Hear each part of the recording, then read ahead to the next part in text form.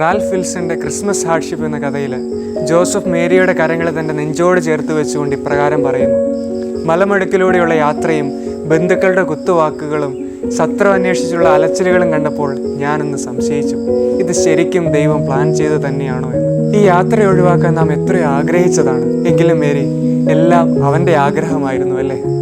അപ്പോൾ മേരി പുഞ്ചിരിച്ചുകൊണ്ട് ജോസഫിനോട് പറഞ്ഞു, നമ്മുടെ സങ്കടങ്ങളുടെയും വേദനകളുടെയും നടുവിൽ അവൻ നമുക്കായി നിലകൊള്ളുന്നു.